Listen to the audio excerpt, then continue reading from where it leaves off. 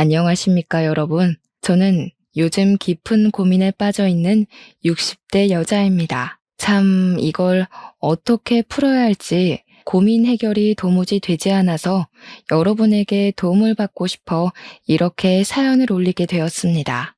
그런 말이 있잖아요. 검은 머리 짐승은 거두는 게 아니다. 제가 지금 딱 그 꼴인 처지라 어찌해야 할지 막막합니다. 한자 사연을 올리면서도 이걸 용서를 해줘야 하나 말아야 하나 너무나도 속이 터져나갈 지경입니다. 제 이야기를 한번 들어보시고 현명한 조언을 해주시면 저에게 힘이 될 것 같습니다. 저는 20대 후반에 결혼을 해서 딸을 하나 낳고 행복하고 평화롭게 잘 살고 있었습니다. 남편은 3층짜리 상가 건물을 하나 가지고 있었고 짜투리 땅도 가지고 있던 사람이어서 돈이 궁하다는 생각을 해본 적 없이 살 수 있었습니다. 남편은 저와 초등학교, 중학교, 고등학교를 같이 나온 동창이었는데 초등학교 시절부터 제 뒷공무니를 졸졸 쫓아다니던 사람이었습니다. 인내심의 승리라고나 할까요? 10번 찍어서 안 넘어가는 나무가 없다는 말처럼 결국 저도 이 남자의 진심에 반해 결혼까지 하게 된 것이었죠. 하지만 행복함이 오래될수록 저에게는 점점 불운의 그림자가 뒤따라 붙기 시작했습니다. 남편은 제 손에 물 묻히기 싫다며 설거지도 대신해주고 쓰레기 정리도 도맡아 하는 자상한 남자였어요. 이 남자와 결혼한 걸 단 한 번도 후회해 본 적 없을 정도로 정말 행복한 결혼 생활이었죠. 우리 딸아이가 초등학교에 입학하고 학교 생활에 적응할 때도 함께 지켜보고 아이가 아플 때 누구보다 병간호를 열심히 하던 남자였습니다. 전생에 얼마나 덕을 쌓았으면 이런 남자를 만날 수 있었을까 싶을 정도로 저에게는 대단한 남편이었습니다. 하지만 우리 아이가 초등학교 4학년이 되었을 때 우리 남편은 갑자기 하루아침에 땅으로 꺼지고 말았습니다. 그 나이에 비명 행사를 하게 될 줄 누가 알았겠습니까? 저는 정말 이 현실이 믿기지 않을 정도로 충격을 받았고 삶을 포기하고 싶을 정도로 괴로웠습니다. 싸늘한 주검이 된 남편의 장례를 치르면서도 옆에서 엉엉 우는 딸을 보면서도 현실이 아니라고 계속해서 부정을 했거든요. 주위에서조차 평소에 지병 하나 없이 건강했던 남편이 갑자기 이렇게 하늘로 떠났다는 걸 보면서 너무나도 어이없어 했습니다. 그러니 제 마음은 얼마나 산산조각이 났겠습니까? 정말 너무 현실감이 없어서 눈물조차 나지 않았습니다. 더군다나 남편이 가진 상가 건물이 제 발목을 잡기 시작했습니다. 전부 남편 명의로 되어 있던 재산들은 모두 저에게 넘어오게 되었는데 세금이 정말 만만치가 않았습니다. 남편이 하던 임대업도 땅 관리도 전혀 나눠하지 않았기에 저는 정말 생활비만 받아서 썼거든요. 모조리 저에게로 넘어오니 이걸 어떻게 해야 할지 감이 잡히지 않아서 정말 막막했습니다. 앞이 깜깜하다는 말이 절로 실감나는 순간이었죠. 그냥 세무사가 시키는 대로 변호사가 알려주는 대로 처리를 하려고 했는데 제가 또 아무것도 모르니까 주변에서 콩고물 떨어지기만 기다리는 사람들이 들러붙었습니다. 장례식장에 갑자기 나타난 먼 친척이라는 사람은 자기에게 넘기면 수익을 섭섭지 않게 주겠다면서 권리를 양도하라고 종용하기도 했어요. 제가 아무리 바보 천치라도 그 말이 거짓말이라는 건 모를 수가 없었죠. 결국 저는 주변에서 저를 도와줄 사람을 찾았습니다. 그때 마침 저를 도와주시겠다는 분이 바로 저희 건물에 새를 들어 학원을 운영하던 수학 선생님이었습니다. 우리 딸이 그 공부방에서 수학을 배우고 있었기 때문에 나름 안면도 있고 친하게 지내던 분이었거든요. 작은 호실 하나 임대해서 학원이라고 하기엔 거창하고 딱 공부방 정도로만 운영을 하시던 분이었는데 원래는 세무회계 쪽을 공부하셨던 분이라고 하더군요. 수학 선생님 주변에는 똑똑하신 사자 선생님들이 많이 계셨고 덕분에 저는 일 처리를 수월하게 할 수 있었습니다. 제 상가를 노리고 달려드는 하이에나들에게서 지켜주시기도 하고 법적으로 건물을 아주 꽁꽁 묶어 저 이외에는 아무도 탐을 낼 수 없게 해주셨습니다. 임대업 사업자를 내고 관리하는 법까지 친절하게 알려주신 덕분에 저는 정말 손 한 번 안 대고 코를 풀 수 있었습니다. 저에게는 두 번 다시 오지 않을 은인이나 다름없었죠. 그래서 저도 수고비를 꽤 많이 들였습니다. 그런데 문제는 또 다른 곳에서 터지기 시작했습니다. 제가 아무리 건물이 생기고 짜투리 땅이 생겼다고 해도 당장에 상속세를 내야 하고 현금이 필요한 곳이 많더라고요. 어찌나 돈이 급한지 대출을 받으려고 했는데 대출 이자도 만만치 않고 매달 들어가야 하는 현금이 꽤 많이 필요했습니다. 상가 월세 수익이 아무리 괜찮다고 해도 당장 필요한 상속세는 만만치 않았어요. 어릴 때 고향에서 살던 집을 하나 팔아서 상속세는 급하게 해결을 했는데 그러고 나니 딸이랑 먹고 살 생활비가 필요하더라고요. 월세 수익은 계속 세금으로 빠져나갈 예정이었고 저는 급하게 생활비를 벌기 위해 고정적 수입이 들어올 수 있는 회사에 취직을 하게 되었습니다. 게다가 애초에 그 건물에 제 거라는 생각이 들지 않았던 터라 남편이 죽고 나서 생각도 많아졌고요. 딸을 홀로 키워 나가야 한다는 부담감에 안정적인 직장을 구해 늦은 나이지만 회사의 사무직 직원으로 취직을 하는 게 생계에 도움이 될 것 같았습니다. 월세를 받으면 되는 것 아니냐고 생각들을 하시겠지만 남편이 100% 관리하던 남편 건물이라서 그런지 월세를 제가 받아 마구 쓰는 게 참 마음에 걸리기도 했습니다. 딸이 시집갈 때 그대로 돌려주는 것도 괜찮겠다 싶어서 세금 문제를 제외한 돈은 딸을 위해 모으기로 했어요. 그래서 남들한테 부동산, 재산 있는 거 절대 티를 내지 않고 조용히 회사 생활을 했습니다. 제가 재산이 있는 걸 알면 분명 저에게 돈을 빌려달라고 들러붙을 인간들이 많다는 걸 직감적으로 느낀 거죠. 단 한 가지 문제는 이제 초등학교 4학년이 된 딸이 학교 수업을 마치고 나서였습니다. 저는 7시에 퇴근을 하는데 딸아이가 학원을 아무리 늦게 마친다고 해도 시간이 붕 뜨게 되더라고요. 고작 초등학교 4학년이 밤늦게까지 공부만 할 수는 없었으니까요.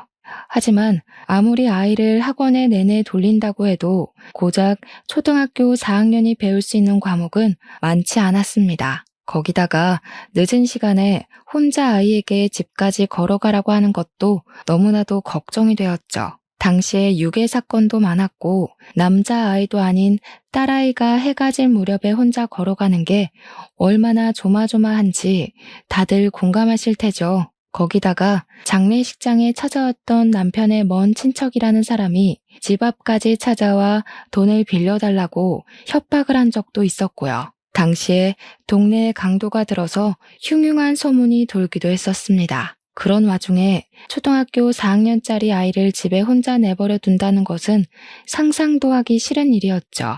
그렇다고 제가 취직한 지 얼마 되지도 않았는데 일을 그만두고 당장 생계를 걱정하면서 살 수도 없는 일이었습니다. 그때 때마침 저를 도와주신 분이 바로 수학 선생님이셨습니다. 아이의 학원 마지막 스케줄이 수학이었는데 제가 데리러 갈 시간이 될 때까지 거의 2시간 동안 아이를 자습실에 두고 공부를 도와주시겠다고 하셨습니다. 저로서는 정말 파격적인 제안이고 너무나도 달콤한 말로 들렸답니다.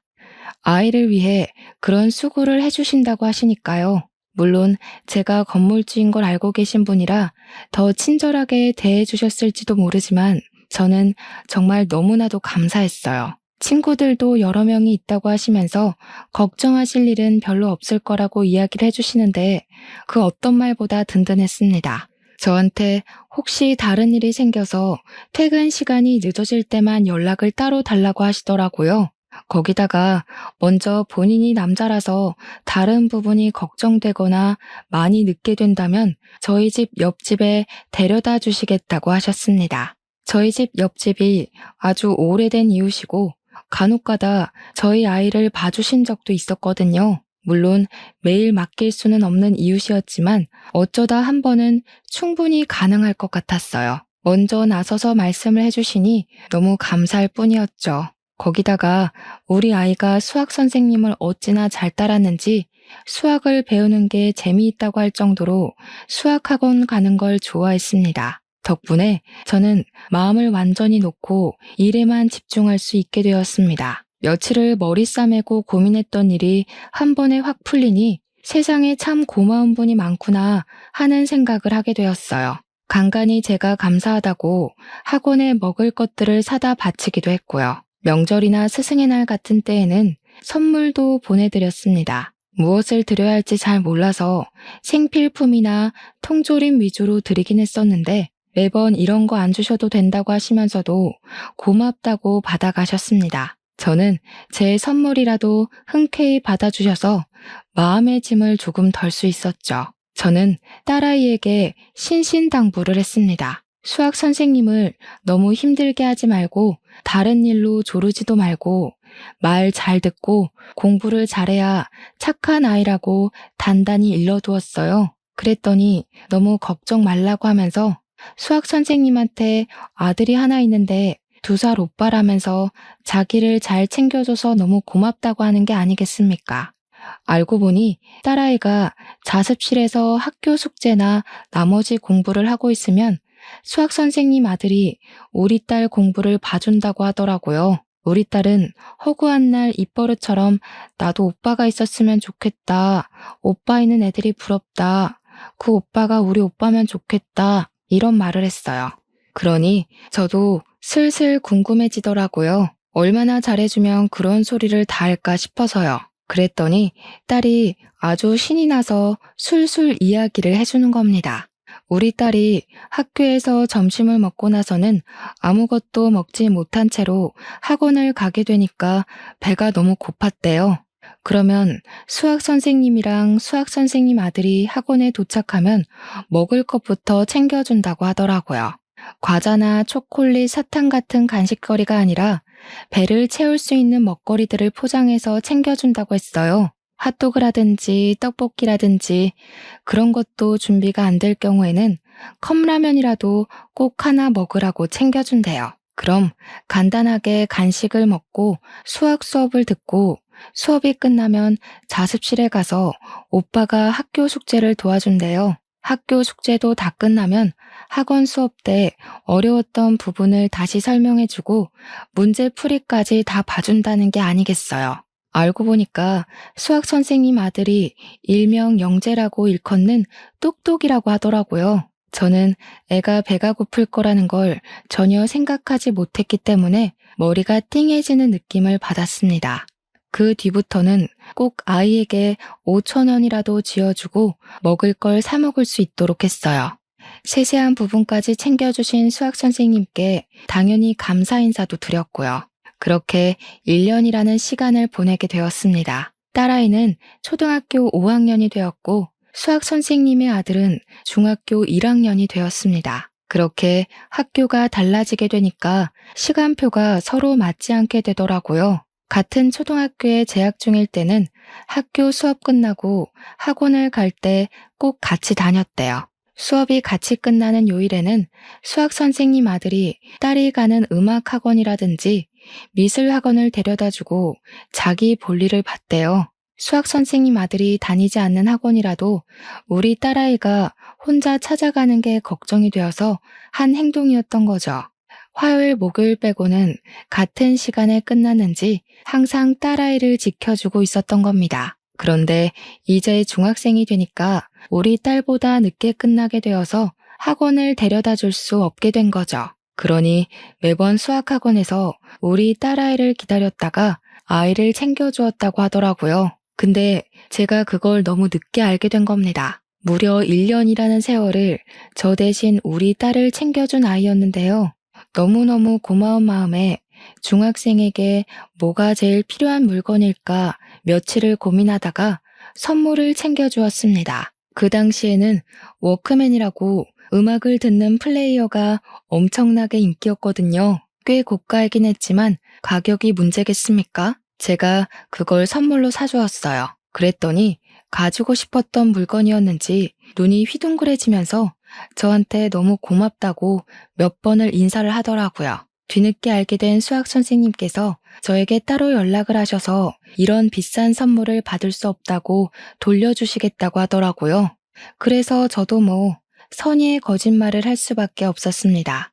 회사에서 장기 자랑을 했는데 1등 경품이 그 물건이었다고, 제가 1등을 하게 되는 바람에 경품을 탔다고 이야기를 했어요. 우리 딸에게는 아직 필요한 물건이 아닌 것 같아서 잘 쓸 수 있는 사람이 가지고 가는 게 맞는 것 같다고요. 우리 딸도 옆에서 거들더라고요. 그 물건은 자기한테 필요한 게 아니라면서 오빠가 썼으면 좋겠다고 했어요. 그러니 너무 죄송해하면서도 감사하다고 하시면서 물건을 챙기시더라고요. 그 이후에도 제가 수학 선생님 아들에게 몇 번 고마워할 일들이 생겼어요. 제가 늦게 퇴근하는 날이면 우리 딸아이랑 놀아주다가 집 앞까지 꼭 데려다주고 집에 간다고 하더라고요. 그래서 집이 꽤 먼 거리에 있는 거 아니냐고 물어보니까 수학 선생님 아들이 저에게 모르셨냐면서 저희 집 옆집에 살고 있다고 하더라고요. 저는 진짜 몰랐거든요. 그렇게 가까운 거리에 살고 있는지요. 그런데 그 집은 제가 알기론 세탁소를 운영하는 김씨 아저씨네 집이었단 말이죠. 그래서 거긴 김씨네 집 아니냐고 물어봤어요. 나중에 알고 보니까 김씨네 집 반지하 단칸방에 새를 들어서 살고 있었던 거였습니다. 학원을 운영하고 있긴 했지만 생활비는 빠듯하고, 거기다가 아들이 영재니까 공부를 마음껏 시켜주고 싶은 마음에 세간 살림을 줄인 거였습니다. 그때쯤 알게 되었어요. 수학 선생님도 이혼을 하고 아들을 혼자 키우고 있었던 거였습니다. 저에게 김씨 아저씨네 집이 워낙 시끄럽고 방음이 안 되어서 공부하는데 힘들었었는데 워크맨 덕분에 집중을 할 수 있게 되었다고 고맙다고 하더라고요. 말갛게 웃으면서 작은 것에도 고맙다고 하는데, 우리 딸이 왜 이런 오빠 하나 있었으면 좋겠다 노래를 부르는지 알겠더라고요. 그 나이쯤이면 사춘기일 법도 한데 정말 철이 일찍 든 건지 아이가 너무 착하고 순했습니다. 수학 선생님이 저에게 늘 하시는 말씀이 그냥 친절을 베푼 건데 뭘 이렇게 이것저것 많이 챙겨주시냐고 늘 감사하다고 했었거든요. 그러면서도 제가 주는 물건을 넙죽넙죽 받아가셨었는데 그게 전부 이해가 가더라고요. 제가 그랬잖아요. 늘 생필품이나 통조림 같은 걸 드렸었다고요. 이걸 돈 주고 사서 쓰기는 아까웠지만 생필품이라 안 쓸 수도 없고, 그러는 와중에 제가 챙겨드리니까 다 절약이 되고 하니 고마우셨던 거겠죠. 은근히 마음이 짠하더라고요. 그렇다고 수학 선생님한테만 건물 월세를 깎아줄 수도 없는 노릇이었습니다. 다른 세입자들에게 분명 불평불만이 나올 거고 저는 그걸 감당할 만한 통이 되지 못했거든요. 그래서 저는 역으로 생각하기로 했습니다. 우리 딸이 나머지 공부하는 걸 수학 선생님 아들이 도와주고 있는 걸 뻔히 아는데 제가 어찌 공짜로 그 귀한 시간을 뺏을 수 있겠냐고요. 그러니 제가 아드님에게 용돈을 좀 드리고 싶다고 솔직하게 이야기를 했습니다.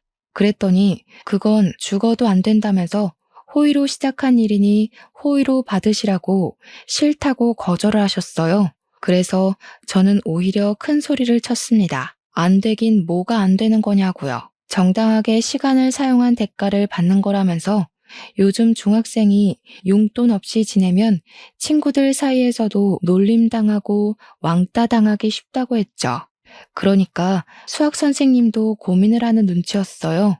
아들이 왕따를 당하는 건 절대 안 될 일이니까요. 거기다가 그때쯤 학교에서 왕따라는 게 놀이처럼 유행할 시기였고 뉴스에서도 학교 폭력에 관한 이야기가 자주 등장했거든요. 그래서 제가 수학 선생님 아들을 붙잡고 절대로 거절할 수 없는 딜을 넣기 시작했습니다. 과외 수업을 하는 거라고 생각하고 매달 20만 원씩 용돈을 주겠다고 했어요. 그러니 애 눈이 정말 커지는데 당시 20만 원이면 정말 큰 돈이긴 했거든요. 수학 선생님네 공부방 월세가 50만 원이었으니까요. 500원짜리 컵떡볶이 팔던 시절이니까 얼마나 큰 돈이겠어요.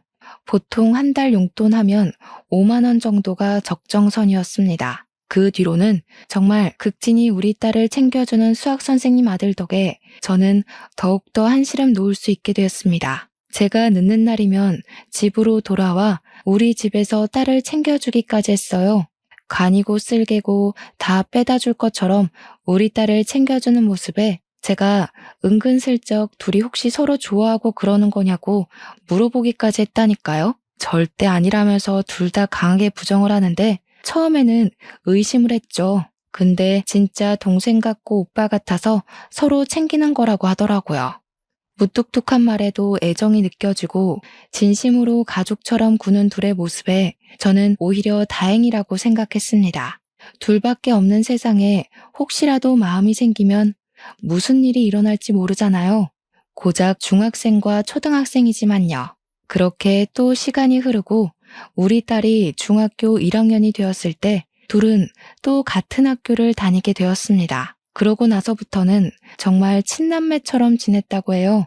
학교에서 무슨 일이 생기면 수학 선생님 아들이 달려가서 일을 도와주고 해결해주고 했다고 하더군요. 준비물을 챙기지 못한 날에는 서로 챙겨주고 급식실에서 밥을 같이 먹기도 하면서 주위에서는 친오빠인 줄 안다고 했습니다. 그렇게 시간이 흐르는 사이에 저와 수학 선생님과의 관계도 조금 달라졌어요. 아들 하나 키우는 이혼남과 딸 하나 키우는 과부가 서로 만났으니 은근슬쩍 서로에게 물들게 된 것이었죠. 딸을 돌봐주어서 감사하다는 이유로 술을 한잔하기도 하고 넷이 모여 밥을 먹기도 했어요. 처음에 우린 그게 데이트인 줄도 모르고 시간을 보냈는데 점차 둘이 만나게 되는 시간이 길어지면서 데이트로 변질되어 버린 거죠. 서로 무엇을 좋아할까 고민을 하며 선물을 하기도 하고 그 나이에도 신작 영화가 나오면 같이 보러 가는 그런 사이가 되었습니다. 하지만 서로에게 한 발 더 나아가는 용기가 없었기 때문에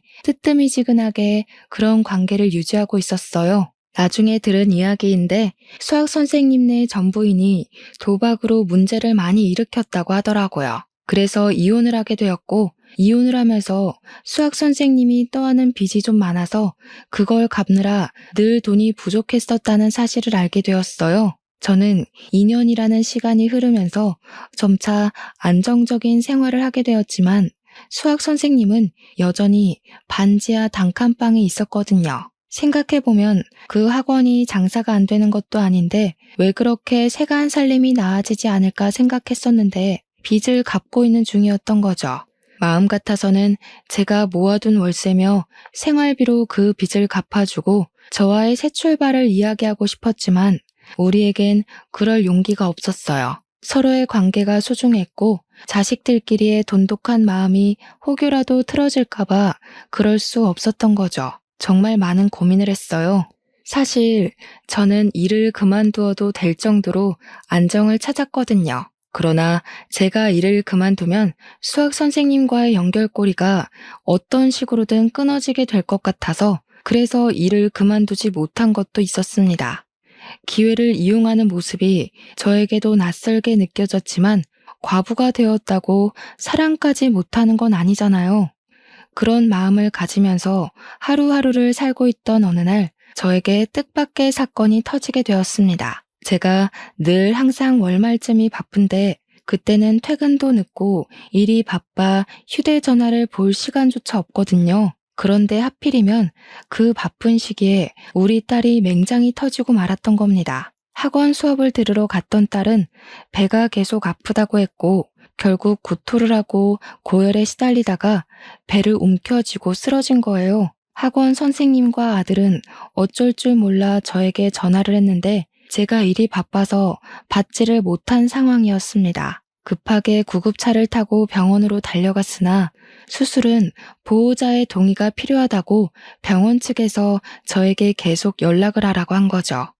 저는 전화를 받지 못했고 병원에서는 보호자 동의 없이는 수술을 할 수 없다고 하고 수학 선생님께서 병원 측에 재혼할 사이다. 내 딸이나 마찬가지다 하면서 병원 측에 강력하게 항의를 했다고 했어요. 병원에서는 본 보호자의 동의 전화라도 받아야 한다고 어쩔 줄 몰라 하고 있는 와중에 제가 딱 부재중 전화 수십 통 찍힌 걸 보고 전화를 건 거죠. 그 순간 수학 선생님 아들이 저에게 엄마 하고 부르는 게 아니겠어요. 저는 수없이 찍힌 부재중 전화에도 놀랐지만 선생님 아들이 저에게 엄마 하고 부르는 소리에 더욱 놀랐습니다. 이게 무슨 소린가 하고 있는데 아주 간략하고 빠르게 우리 딸 맹장이 터졌고 긴급 수술에 들어가야 한다고 말을 해주더군요. 그래서 당장 해달라고, 수술이 필요하면 빨리 해달라고 울면서 애원을 했어요. 저는 놀라서 회사 일도 치워버리고 급하게 병원으로 달려갔는데 이미 딸은 간단한 수술이었다면서 수술 다 끝나고 병실에 올라와 있더라고요. 제가 너무 놀라서 바닥에 주저앉으니까 걱정하지 말라고, 그래도 큰일 일어나기 전에 수술을 하게 되어서 금방 끝났다고 하더라고요.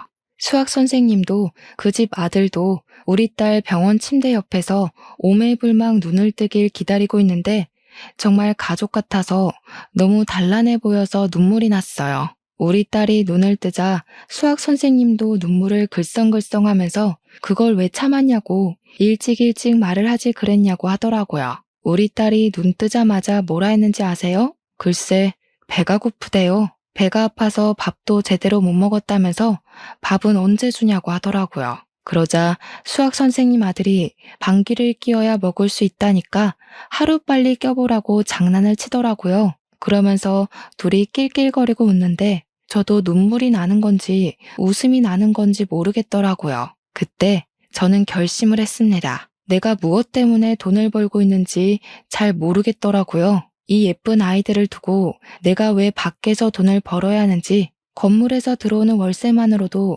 충분히 살 수 있는데 하는 생각이 들었어요. 지금 아니면 이 모습을 또 언제 기억해 둘 수 있을까 싶어서 회사 일을 그만두어야겠다고 생각했습니다. 집에 가만히 있으면 외롭고 쓸쓸한 마음이 들 것 같아서 죽은 남편을 잊으려고 일에 더 몰두했었지만 이제는 그럴 필요가 없다고 생각했어요. 거기다가 수학 선생님 아들이 저에게 전화로 엄마하고 그 부른 순간이 잊히지가 않더라고요. 어떻게 표현을 해야 할지 모르겠지만 그 순간만큼은 정말 제 아들로 느껴지는 겁니다. 우리 가족과 수학 선생님의 가족의 벽이 많이 허물어져 있었고 누가 봐도 한 가족처럼 지내고 있긴 했으니까요. 제가 만감이 교차해서 병원 입원실 벽에 기대어 서서 딸과 아들의 모습을 가만히 지켜보고 있는데 수학 선생님이 저에게 이야기 좀 하자고 하셨습니다. 그 표정에서 엄청난 비장함이 느껴져서 혹시 내가 모르는 다른 이야기가 있나 싶기도 했어요. 그분이 꺼낸 이야기는 속에 감춰두었던 진심이었습니다. 아까 수술 동의서에 보호자 서명이 필요하다고 하는데 본인이 보호자가 아니라서 말로 할 수 없는 박탈감을 느꼈다고 하더라고요. 당당하게 아이들의 보호자가 되고 싶고 제가 남은 보호자 자리를 차지했으면 좋겠다면서 전 배우자에게 받은 상처를 서로를 통해 치유해보는 게 어떻겠냐고 했어요. 진지하게 결혼해 주었으면 하는 바람에서 이야기하는 거라고 고민을 길게 하지 않았으면 좋겠다고 덧붙이더라고요. 수학 선생님이 먼저 저에게 한 걸음 다가왔는데 제가 다가가지 않으면 안 되잖아요. 그래서 저는 당장 혼인신고부터 하러 가자고 말했습니다. 그게 제 진심인 걸 알고는 서두르더라고요. 그렇게 몇 주가 더 지나고 저는 퇴직을 했고 그이와 혼인신고를 했습니다. 서류상 진짜 가족이 되었다는 말에 아들과 딸은 무척 당황했지만 진심으로 이렇게 될 줄 알았다면서 잘 지내보자고 먼저 이야기를 해주더군요. 제가 원래 살던 집이 전 남편과 살았던 집이기에 새 가족과 새 출발을 하고 싶은 마음에 그 집을 처분하고 모아둔 돈과 퇴직금을 보태서 방 4개짜리 아파트를 얻었습니다.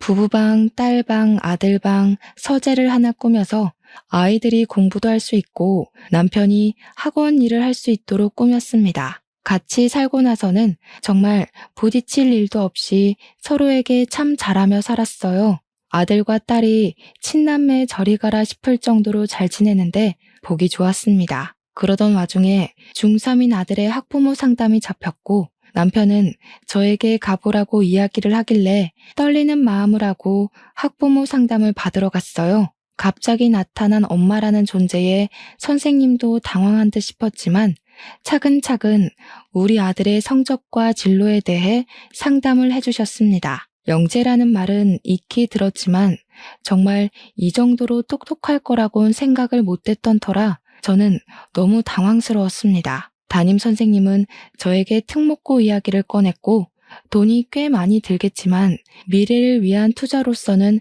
최고일 거라고 했어요. 내가 우리 아들 공부시키는데 땅 하나 못 팔겠나 싶어서 돈이 얼마가 들어도 좋으니 특목고를 목표로 하겠다고 했죠.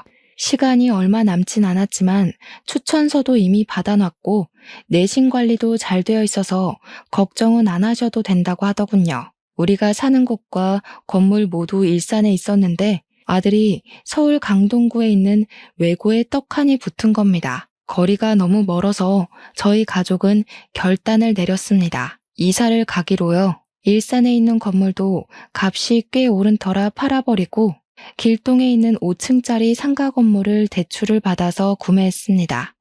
길동의 상가 건물이 좀 낡긴 했지만 수리를 해야 하는 부분은 별로 없더라고요. 그 건물을 리모델링해서 남편의 종합학원을 차려주기로 마음을 먹었죠. 5층을 전체 학원으로 만들어버리고 선생님도 면접을 봐서 뽑았고 남편을 원장으로 세웠지만 사업자는 제 이름으로 내자고 남편이 말하더라고요. 실제 운영은 남편이 했지만 사장은 제가 된 것이었죠. 처음에는 학원생이 별로 없어서 적자였지만 우리 아들이 외고에 다니기도 했고 남편이 강의를 잘한다는 소문이 돌아서 점점 학원생들이 늘기 시작했습니다. 우리 아들이 외고를 졸업하고 서울대에 입학하자마자 5층 건물이 가득 차게 수강생들이 늘었습니다. 2년 동안 꾸준히 성장을 한 덕분이었어요. 학원의 어마어마한 매출은 제 통장으로 들어왔고 인터넷 강의 사업까지 뛰어들었더니 매출이 몇 배로 늘더라고요. 정말 새 출발이라더니 제 2의 인생을 살고 있는 듯 했습니다. 우리 아들은 서울대에 가고 집은 점점 돈이 쌓이고 동네에서 제일 좋다는 아파트도 매매했죠. 하지만 득이 있으면 실도 있듯이 우리 딸의 성적은 점점 떨어졌습니다.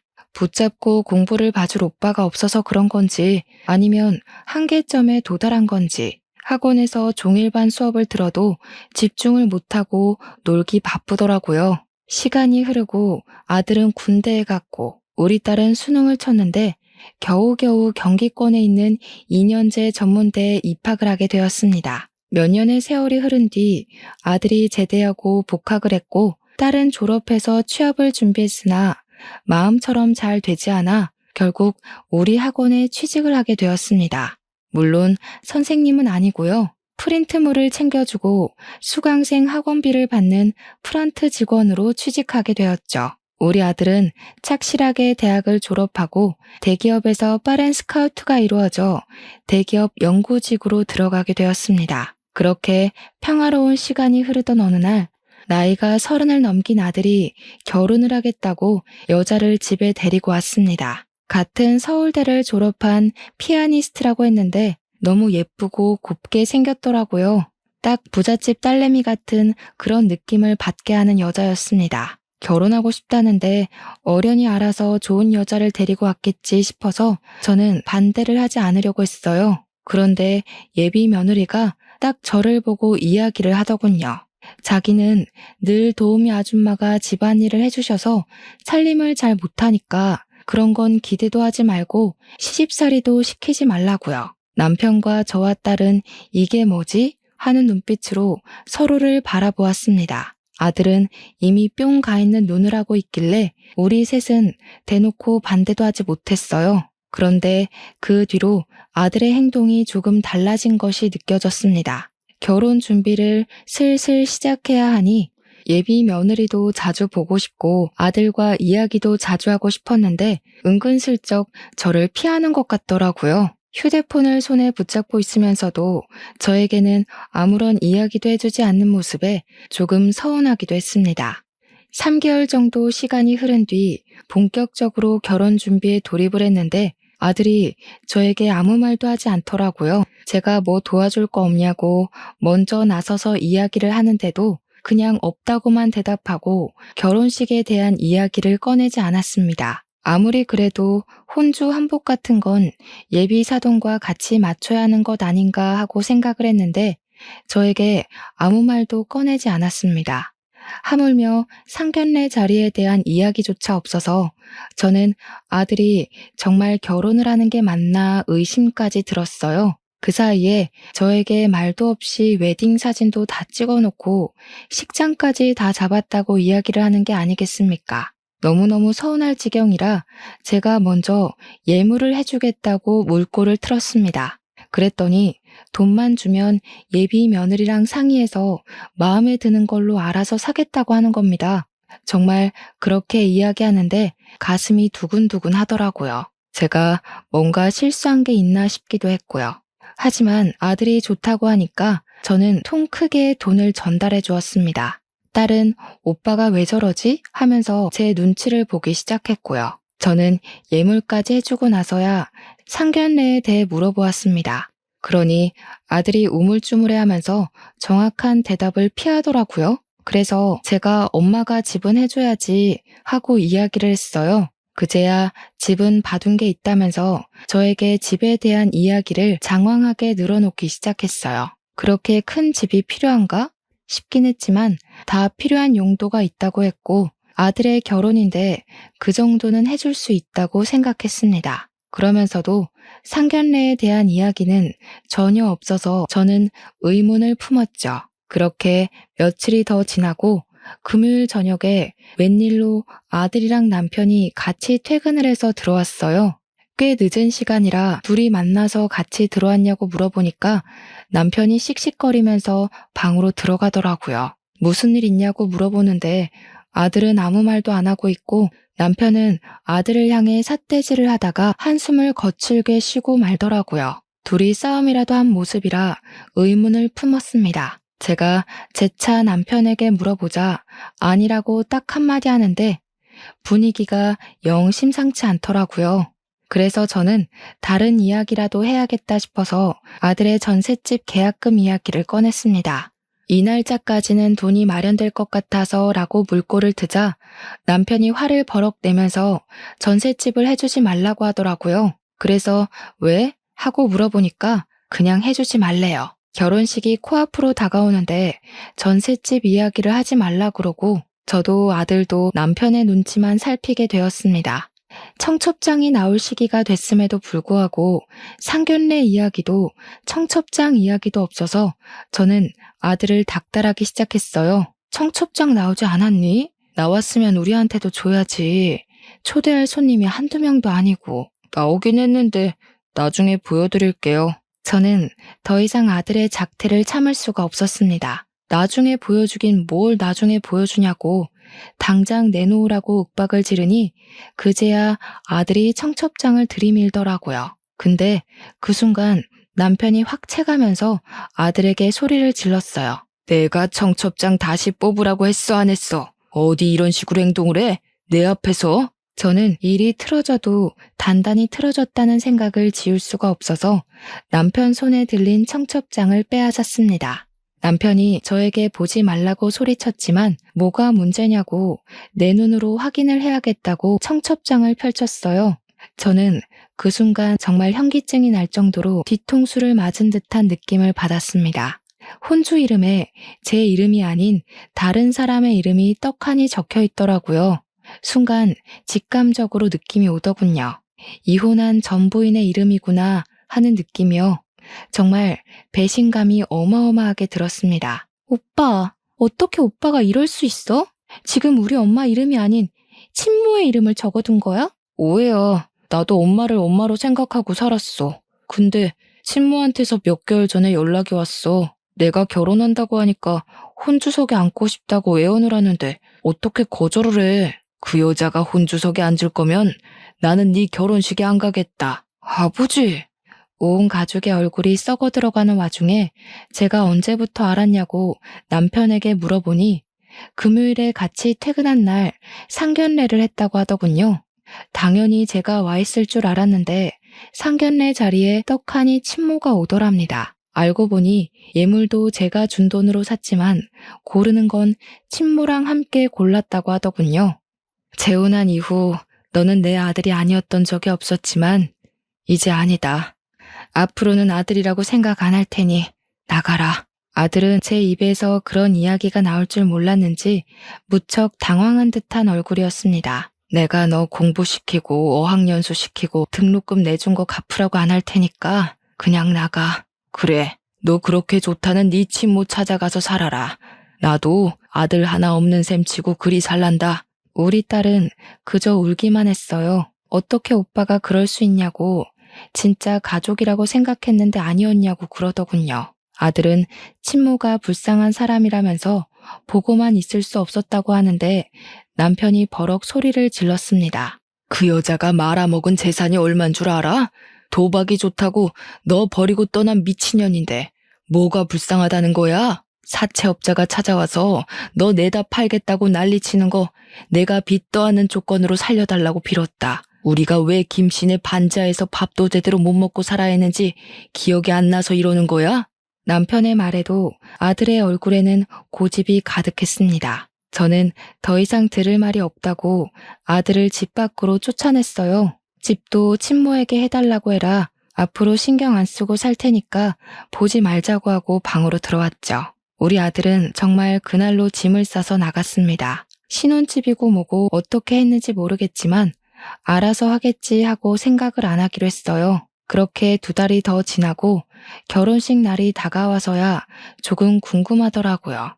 그래서 남편에게 결혼식장에 다녀오라고 했더니 남편이 죽어도 안 간다면서 자기는 아들 없다고 하대요. 결국 딸이 궁금해서 못 참겠다며 자기가 다녀오겠다고 옷을 주섬주섬 챙겨 입고 나가더군요. 진짜 혼주석에 친모가 앉았는지 가족들 버리고 결혼식은 행복하게 올리려는지 궁금했습니다. 시간이 조금 지난 뒤 딸에게 전화를 받고 남편과 저는 깜짝 놀랄 수밖에 없었습니다. 엄마, 이상해. 결혼식장에 왔는데 그 어디에도 오빠 이름이 적힌 웨딩홀이 보이지가 않아. 내가 식장에 물어봤는데 오빠 결혼 안 했대. 여기서 식 안 올렸대. 식 앞두고 취소했다는데? 그래서 저는 남편에게 아들에게 연락을 해보라고 했어요. 그러니까 왜 해야 되냐고, 뭘 해 먹고 살든 상관하지 말고 살자면서 딱 잘라 이야기를 하는데 저도 더 이상 이야기를 못 하겠더라고요. 그렇게 6개월이라는 시간이 더 흘렀음에도 아들에게는 연락 한 통 없었습니다. 남편은 이야기도 꺼내지 말라고 해서 더 물어볼 수도 없었고요. 그즈음 딸이 만나고 있는 사람이 있다며 프로포즈를 받았다고 예비 사위를 소개해 주었습니다. 인물은 조금 못났지만 참 싹싹하고 생활력도 좋아 보이는 사람이었습니다. 저는 아들에게 해주지 못한 모든 것을 딸에게 해주기로 마음먹었습니다. 전셋집도 해주고 예물도 해주고 예단도 섭섭지 않게 보냈습니다. 사위는 몸둘 바를 몰라하며 딸만 주셔도 감사한데 이 은혜는 천천히 갚겠다고 하더라고요. 남편이랑도 어찌나 죽이 잘 맞던지 술도 같이 마시고 낚시도 다니며 아들의 빈자리를 채워주었습니다. 우리 딸은 그런 모습을 보며 제 오빠가 많이 생각났나 보더라고요. 결혼식을 앞두고 연락이라도 했는지 어느 날 밤에 아들이 집으로 찾아왔어요. 무척이나 초췌한 모습이었는데 정말 피골이 상접한 모습으로 엉엉 울면서 잘못했다고 용서를 빌더라고요. 살갑게 다가온 친모를 너무 믿었습니다. 친모가 제 이름으로 빚을 내서 도박을 했어요.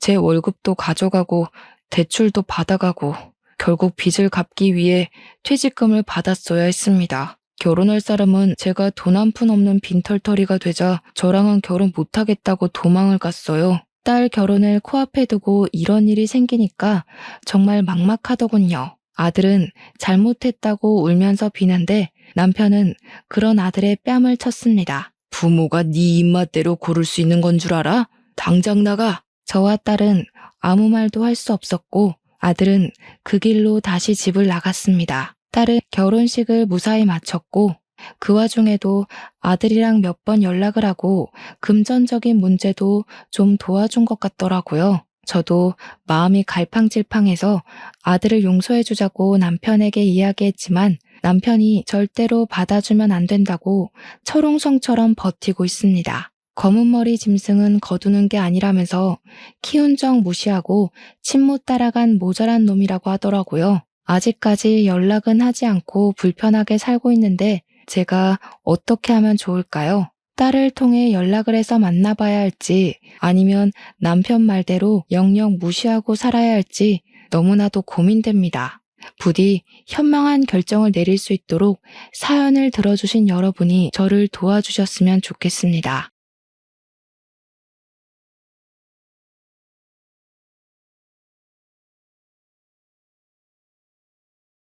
안녕하세요.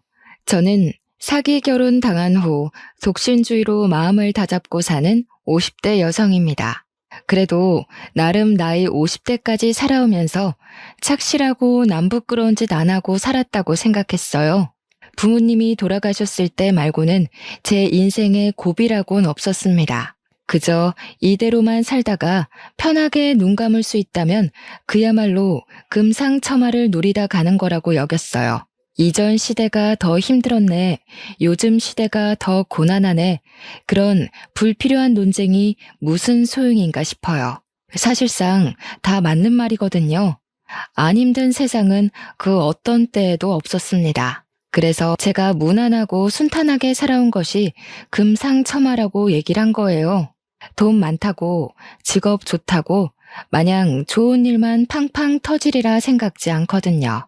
그런데 제가 하필 늦은 나이에 돌부리에 걸려 넘어지고 말았지 뭡니까? 어디 가서 그때 나이에 사기당했다고 하면 솔직히 쪽팔립니다. 심지어 결혼 사기를 당했잖아요. 그 일이 있고 저 아무한테도 얘기를 한 적이 없어요. 그냥 왜 갈라섰냐고 물어보는 사람이 있으면 일일이 말하기도 피곤하고 민망해서 그저 성격 차이라고만 해버립니다. 그래서 저 처음으로 여기다가 제 이야기를 써봐요. 용기 내서 말씀드리는 건데 부디 이 사연이 끝날 때쯤엔 제 마음도 편해졌으면 좋겠네요. 결혼을 하기 전까지는 그동안 제 인생에 결혼이란 삶이 없을 거라고 생각했어요. 그런데 다 늦은 제 나이에 한 줄기 빛처럼 찾아온 남자가 있었고 그 사람 덕분에 저는 처음으로 웨딩드레스를 입어봤습니다. 비록 결혼이 늦었지만 그래도 노후는 사랑하는 사람과 해보지 못한 추억을 쌓으면서 단란하게 살 수 있겠구나 기대를 많이 했었어요. 그렇게 인생 최대의 행복을 누릴 생각에 기분이 들떠있던 제가 결혼하고 난 후 바로 한 달 만에 이혼을 하게 될 줄 누가 알았겠습니까? 저는 조선소 주변에서 작은 호프집을 하던 사장입니다. 조선소 사람들이 퇴근하고 자주 찾는 가게라 매출이 잘 유지되는 편이었어요. 그곳이 오지랑 다름없는 곳이라서 젊은 사람들은 그저 집 일만 강제로 할 수밖에 없는 위치에 있었죠. 그렇다 보니 제 호프집은 저녁 시간에 많이 붐볐습니다. 거기서 남편을 만나 제 인생에 없을 줄 알았던 연애를 하게 된 거예요. 놀랍겠지만 저는 30대 연애를 마지막으로 10년 넘게나 남자를 못 만나봤습니다. 그래서 남편을 만나 차곡차곡 쌓아가는 설렘이 너무 오랜만이었고 그 때문에 더 눈이 멀어버렸던 것 같아요. 제 기준에선 그래요. 콩깍지가 제대로 실 수밖에 없었죠. 저도 또한 그 오지 같은 곳에 친구 한 명 없었고 일하는 것 아니면 집에서 혼자 적적하게 보냈으니까 애인의 존재는 제게 삶의 원동력을 주었어요. 그래도 그동안 어디 돈 쓸 곳이 없어서 모으기만 했던 돈이 제법 많더라고요. 목돈 묵혀둔 통장이 몇 개 됩니다. 어쨌든 제 남편은 저보다 연하예요. 저는 50대인데 남편은 40대인 정정한 사람이었죠.